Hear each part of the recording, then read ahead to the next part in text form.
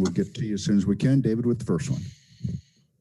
Hey, Mike, thanks for doing this. Now that you've been through a couple, 2-3 weeks of camp, who are your top 2 running backs that you got going right now?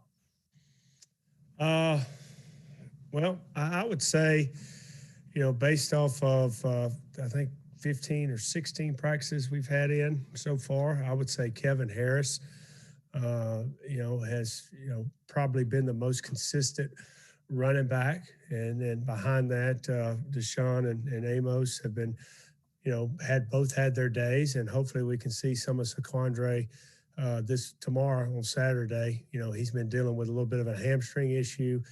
He'll get out there tomorrow and get to see him some. So I'd say it's still, a battle to say there's 2. Kevin has been the most consistent, looking for, some other guys to be a little bit more consistent, but I wouldn't be surprised if it's a running back by committee this year.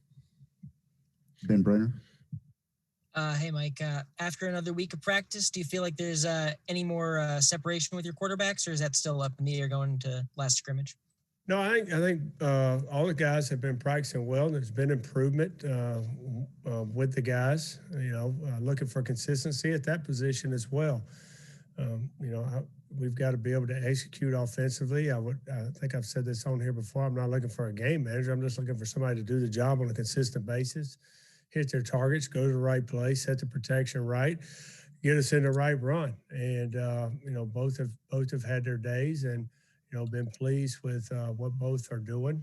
We've had our fair share of explosive plays, and they're not because we're calling plays to be explosive. It's because of executing within the offense that has caused the explosive plays. But there's I would say there's separation that's happening. There's separation that happens day to day. Not necessarily as one guy consistently being the guy that's separating, but I got a good idea of how things are going and how things are playing, and looking forward to seeing them play again tomorrow night. Colin Taylor. Yeah, Mike, I guess with Jalen Brooks, his waiver situation still kind of up in the air. How do you balance getting him reps as if he's going to play, and then potentially getting other guys reps as his waiver still kind of hangs up in the air? That's a good question. I think that question is probably more pertinent next week when we start game planning for Tennessee, if we haven't heard by then. Right now we're still in camp mode, and he's playing and he's getting a lot of reps, and there's been some days we've got our full stable of receivers, and then some days guys are out, and so he's got to practice every single day, because if we're limited his reps in practice 13, 14, 15, we're hurting other guys because they're having to take too many. So I'm glad he's out there. He's showing that he's improving every day. He's starting to get his legs back. He's been a guy that hasn't missed practice one time, so he's a little bit sore. He's a little bit beat up, but I give him credit. He's out there every day. He's starting to, I think, fight through some of those nagging injuries, and I think he's gotten better because of it. As far as, how we rep him in practice, when we start on Tennessee next week, we'll have sit down and have a conversation with coach leading into next week on, when we might expect an answer, how much do we rep him. But right now, he's going to rep like he's playing, because he is playing tomorrow in tomorrow's scrimmage at noon. Ben? In your guys' offensive scheme, what are the 2 tight end sets that you guys use? What do they allow you to do differently offensively? Well, I think, when you're in a 2 tight end set and you have the ability to run the ball in the 2 tight end set, it keeps them in regular personnel on defense, and they're not coming in the game in nickel, and our defense has played a lot of dime as well. We're not seeing a lot of that stuff unless it's 3rd and long and they're going to play, primarily pass. But, if we come out in 11 personnel or 10 personnel on 1st, 2nd down, we're going to get nickel or dime. If we come out in 12 personnel, we're not going to get nickel or dime. So it allows you to kind of dictate what they're going to be in as far as personnel on defense, and create some mismatches sometimes when you got athletic tight ends on linebackers or sometimes safeties. And I've said this since day one. We're trying to figure out what's our best personnel groups, who gives us the best advantage. to be competitive on the field. And the tight ends have done a nice job. We need more consistency at that position. Overall, we'll have really good days, and then some days, we don't have the best of days. But I told those guys yesterday we're going to have a chance to be pretty good on offense.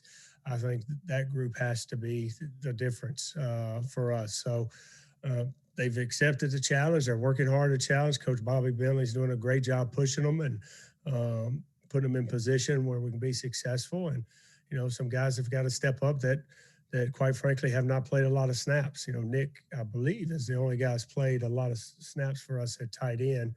And then his season was shortened last year because of the ACL, and he's still coming off of that. So, we got some young guys at that position that are going to have to step up. David? Mike, we've heard, Coach Muschamp, some of the players, even some opposing coaches say what they are or describe how your offense is going to look. Are there a couple of buzzwords how you think your offense is going to look or how you hope your offense is going to look? Well, I hope we don't turn it over. I hope we got more points than the other team, whether it's 7 or need 47. I really don't care. Best chance to be successful is not turning the ball over and taking care of the ball. Everybody that touches that ball on game day. But I want to be a physical football team. I want to play physical. And sometimes when you hear that word, you think about, that means, ground and pound, but you can be physical in how you attack teams. And then, we talk about toughness all the time offensively, and not just physical toughness, but mental toughness, being able to continue to do the right thing throughout a tough practice. When it's 100 degrees out there and this humidity here in Columbia, it's probably the hottest place I've ever been. And I grew up in South Georgia. I mean, it's extremely hot and humid here. And I think that's an advantage for us. It's something we talk about. We got to be able to push through. Hell, everybody's tired out there, but how tough are we going to be mentally? So, physical and mental toughness is something that I want us to be. Schematically, I think that's going to be dictated on, our personnel that's available that week. Who we're playing. And I think that's going to change a lot this year because of what we're dealing with, guys that could test positive for the COVID, and then who have they been in contact with, who might be out that week. So we're going to have to, you're going to have to adapt more as a coach than you ever have.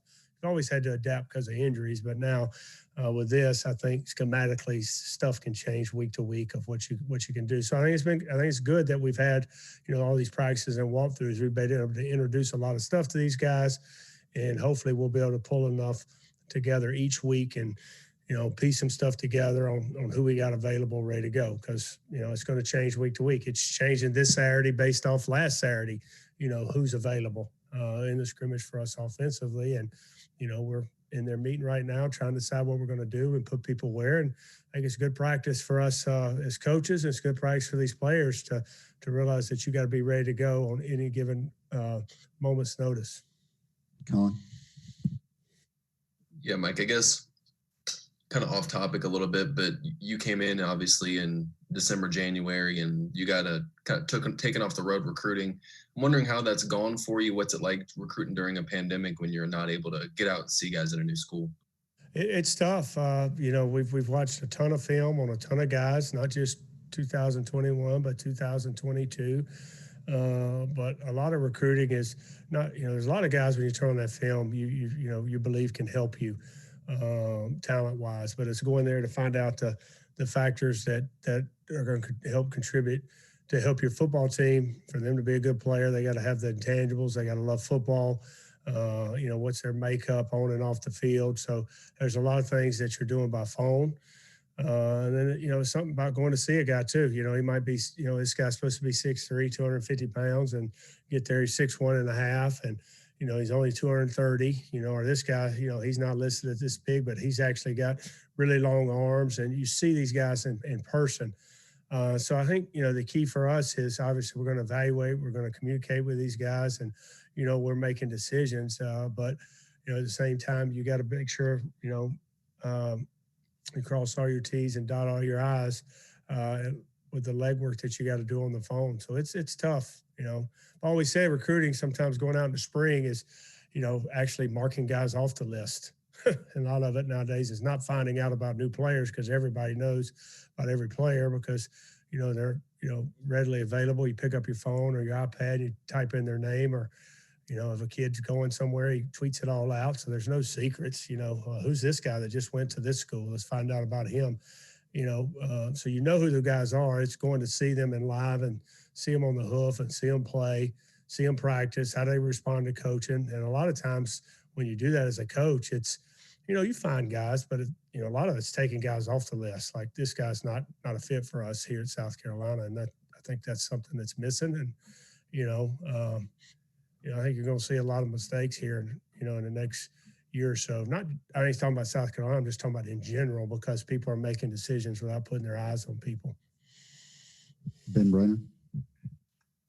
I know you haven't had Eric Shaw for the majority of this camp, but how have you guys been kind of using him? Are you getting him some work attached to the formation, or is he mostly working kind of split out? Oh, he's been attached to the formation. His ass is a little smaller than those other guys when he's down there in a 3-point stance. But it's good. I think this might be practice 5 being the scrimmage for him back. I know it's just this week. He did get in last week and catch a catch in the scrimmage. But I like Eric. I like everything about him. He likes ball. He's not afraid to put his face in there on contact. He uses his low. He's 208-9 pounds right now, maybe a little bit bigger. But he can come out of his hips. He can, you know, he explode. I told Coach Bentley the other day, reminds me of Randy McMichael, who when I was a graduate assistant and coached the tight ends, had him at Georgia when he was young. He came in at about, you know, 205 to 210 pounds, but he would strike you, put his face on you, and he could come out of his hips, which generates power. And this kid reminds me of that. Now he's lost right now with the time that he's missed, but you know, he's a guy that we got to, you know, what's he going to look like in 5 weeks from now? We got to realize that, and we got to continue to work him and get him to a point where we feel like he can help us. And, you know, and where's he going to be in 2 weeks? It's going to be a big difference from where he was in this week. So I like his skill set, and I like what he does, and I like his demeanor. David. Right now, Mike, offensively, are you guys missing any starters because of COVID? I'm not going to answer that question. You're probably trying to trick me. I don't know how coach has been answering that question, so I'm going to say I can't answer that question. Colin. Are you getting closer to kind of figuring out your best 5 up front on the offensive line? You know, I think we're close there. There's a competition for, you know, trying to figure out who that second and third tackle is, and you know, Jazz has done a nice job at times. He's got to be more consistent. 52, kid from Charlotte. I'm drawing a blank on Jalen Nichols. Drawing a blank on his name, but Jalen Nichols has done a nice job at times. And then the freshman Lee, 77 for us, has, you know, he's probably not physically where he needs to be for, you know, SEC lineman as far as strength, but as far as knowledge and footwork and doing what he's coached to do, really impressed with him. So there's a competition there. That's one of the places on our offensive football team that stayed relatively healthy, and guys have been able to practice throughout camp. So there's been constant competition, and we played with different people at different places up front, different combinations, and I think that's a good thing. I think it's a good thing. You know, you always hear probably guys have been doing this a long time. You know, we're looking for our 5. We're looking for the best 5. We're going to put them where they've, you know, and that's true. But you'd like to have more than 5, you know, and hopefully we can feel good about, you know, 6, 7, maybe 8 guys and have a rotation and keep guys fresh. And I think, you know, that's good for team morale, and I think it's going to create competition throughout the year. So I'm excited about that group. We got to clean up some things, and you know, we're still making some mistakes here or there that we got to fix, and it's not necessarily them. Sometimes it's the quarterback not directing them the right way. But you know, I'm not as stressed out as I would be if it was a game week, because there's a lot, you know, still in offensively as we hone down for each game specifically. You know, I think we'll feel good about who's going to play and what we're doing. And if they can't handle a game plan, then they might not be able to get out there up front. But I like a number of guys. We're close, but I think there's close to, maybe 8 guys that are going to possibly help us this year. This John is Whittle. Oh, go ahead, Con. Justin kind of be your starting left tackle right now if the season started this Saturday. The season doesn't start this Saturday. So, I can't, I'm not going to tell you who's starting Saturday. You could watch it on Saturday. Oh, y'all can't come. So that's why it's a secret. So y'all try to slip them in there just so I'll say it. Did coach tell y'all who the left tackle was when y'all asked him? No. So you're trying to get me to say it. Let's go to John Whittle. How is Carryon Joyner done? Do you envision using him in some different ways in your offense? And can he play both inside or outside receiver positions? I'm not going to say where he can play because that kind of gives an advantage to our first opponent, whether he's an inside or outside receiver. Carryon is a guy that has played quarterback his whole life. Played some receiver last year, but had to come back to quarterback. He needs practice time, and only having 5 days of spring practice hurt his development a little bit. He's been in and out because of injury this camp, which has hurt his development. But he's been back this week and saw some things that I like there. He's just got to continue to improve, and and all these kids, not just to Carryon. You always got to be. We always want that instant success. We're going to walk in the door, we're going to be an All-American, win the Heisman, we're going to leave after 3 years, but there's a process to becoming good. And I think if he sticks with the process of continue to work and improve his craft of being a receiver, he's got a chance to help us, on offense here at South Carolina, a chance to be a good player. He's still in the process of learning how to be that. But I do like his demeanor. I like his toughness. It's just learning the finer points of being a receiver. And maybe not even taking Carryon into consideration with this question, but just in general, how quickly do you think most skilled position players can come in and make an impact? You talk about them, not necessarily being an All-American right away, but what's kind of the process of getting them to that point where they can be valuable contributors? I've always thought this, and it's not always 100% true because each year's different and each player is a little bit different, their mentality, their makeup, how much can they handle mentally, how much can they handle the mental rigors of going to school and practice. There's a lot of factors that go into it, but just, take all that away and skill set. I've always thought running back was the easiest to play as a freshman, because you're doing something you've done your whole life, whether you're in a wishbone, a wing tee, a pro eye, spread, you're carrying the football.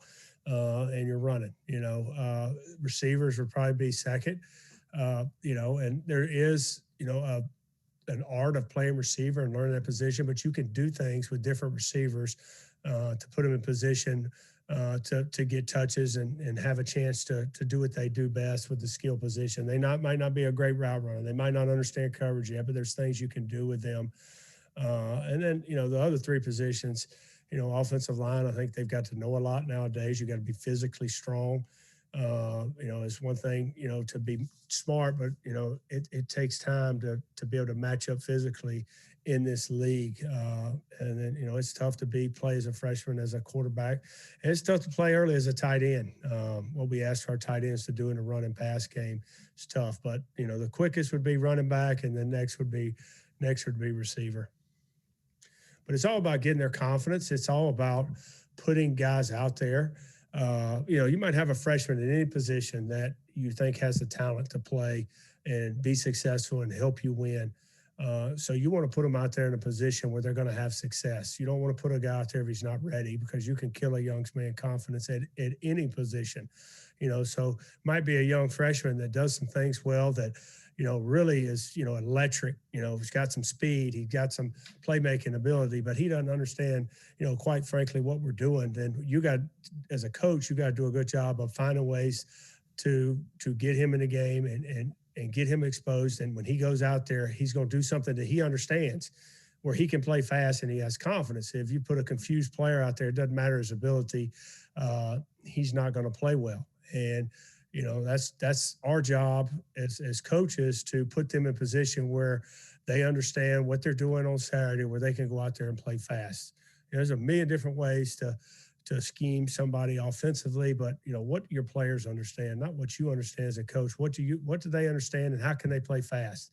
Because if there's doubt, then we're not going to have a chance to be successful. So, that's what we've been doing all camp. That's what we'll do when we start game planning after this last scrimmage for Tennessee. There's a lot of things that I think can work, against Tennessee and our opponents that we're going to play. But what can our players do? We're not playing, the video game where, hey, we got the perfect play call against the perfect defense. It's all about what your players can do and what they feel comfortable doing. Ben? Last week you had kind of mentioned you wanted to see a little bit more from Shy in terms of consistency. This week, did you kind of get what you wanted on that front? Yeah, I did. Shy was, I think, player of the day twice for us this week. He definitely has the playmaking ability to, be a difference maker for this offense and in this league. I think we've all seen spurts of that. If you go back and watch previous games that he's played in big time environments, and he's one of the few guys offensively that has played and done well in games that has confidence. He's confident in his ability.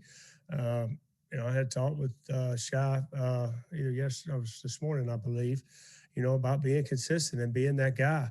And that there's we always talk about having trust in the player that you play with, but it's also trust between player and coach and player. I'm working through this. There's not a lot of these guys don't know me yet. I've been here, but we haven't been around them. There was from March until July, we didn't get around them, and so we're trying to get through all that, and there's a trust factor that you've got to build. Yes, I'm gonna be hard. Yes, I'm gonna be demanding. But they also got to know that you care about them. You're going to put them in the best position to be successful. And I think Shy is one of those guys that we can put in a position to be successful. Now, saying all that, he didn't practice yesterday. He was out, and so we got to get him out there. And for him to be a consistent player, I think he has to practice. This isn't like basketball. You can go out there and get out of the way and give a guy a ball, and he can do what he wants to do. This is football, where all 11 got to be tied together. So we got to get him out there to practice for us to put him in a position to be successful. David? First, Mike, do you expect Shy to be able to scrimmage tomorrow? We got a staff meeting here at 4, so I'm not sure yet. I think my understanding he was, but whatever said, and that staff will go from there, and we'll make adjustments if he goes or he doesn't go. And second, during your time as just building offenses and becoming a coordinator, is there one coach or play caller that you've tried to emulate that has inspired you to do what you do? No, I think to be honest, there's a lot of guys that we all steal from other guys. We all there's certain things that you take from other coaches. When you watch film and you see things that you like that maybe fits what you're trying to do or how they're attacking something, but I had a good fortune. Greg Davis was Steve Ensminger was my first coach in college, who's now the offensive coordinator at LSU, and was really big on fundamentals, your feet in the right place, your eyes in the right place, knowing your progressions, knowing where you went, 1, 2, 3, 4, and it was really, really good for me as a young player. And then Greg Davis, who came in, was our offensive coordinator, and he kind of taught me protections, made me understand protections as a quarterback, which I had no idea. In high school or in my first year in college, I didn't really understand protections, and really coached it in a way that made it simple. And I always took from that how simple he made everything, even though we were doing some things that were a little bit complex.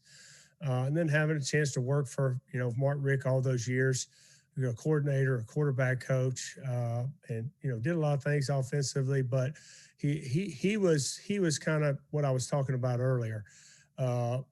He always wanted to put his quarterback out there with a chance to be successful. He never wanted to rush that guy, and because that's one of the positions that probably you could kill confidence the fastest at quarterback.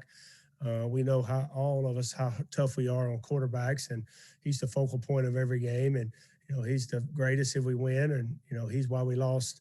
When we lose, and there's a lot on a young kid's plate, and he was never wanting to give that young kid too much. And it was always he'd tell the guy, he'd say, you're on a need to know basis, and you don't need to know right now, because if somebody this is what you need to know. And that was always good for me.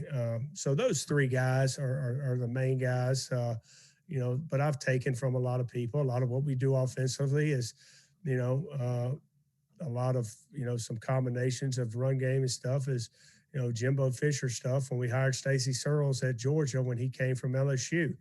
And you're working with different line coaches. Worked with him, or Neil Callaway, or with Will Friend, who's now at Tennessee, and now working with Wolford.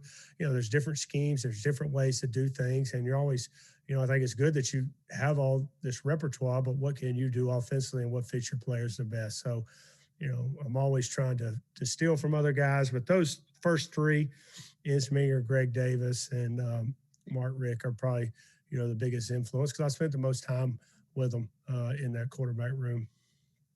The last question goes to John Del Bianco. Hey, Mike, is Luke Doty? I can't forget Jim Donnan, and not forget Coach Donnan. Okay, all right, who was he was definitely a big influence. He was big on building confidence too, and getting it to the playmakers. That was what he did a great job, in my opinion, of had a system, but it was getting Champ Bailey over on offense. It was doing whatever needed to be done to make sure the playmakers touched the ball. And that kind of, I'd always been, hey, execute. We're going to execute. Ball's going to go where it's supposed to be. He was like, no, we're going to bring Champ over on offense and make sure he touches it, which I thought was extremely smart. I'm sorry, who was next? All right, last question now to John Del Bianco. No worries. Is Luke Doty still getting the same volume he was earlier in camp at wide receiver, or is he he is not. He wasn't going into last scrimmage and then the first part of this week. Wanted to dial. We felt like he had a really, really good base at receiver, and wanted to start, getting him a lot more reps at quarterback. And again, going back to, the situation we're in here this year with anything could happen. I think he's got to be one of those, he's Swiss Army knives. He's going to have to do a lot. He's one of those guys that can play a lot of positions, for you, and knock on wood, anything could happen, in a season, especially this season. But he was back at quarterback, primarily just taking quarterback. And then yesterday we had like 3 or 4 receivers go down at the start of practice, nothing serious. And next thing I know, he jumped in there and started taking reps and made a couple plays. And it's just the kind of kid. It wasn't like, hey, Luke, I needed you to go to receiver, or Coach Cox didn't come to him. He saw we were short. He saw some of the other receivers were getting gassed. He said, all right, I'm not playing quarterback right now. This team period, I'm running in and playing receiver. I can't say enough about him.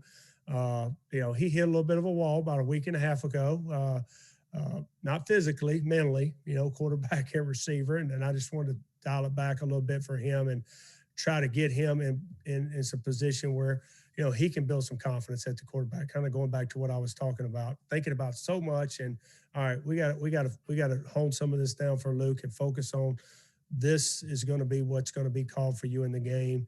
This is what you feel comfortable with. But he's a pleaser.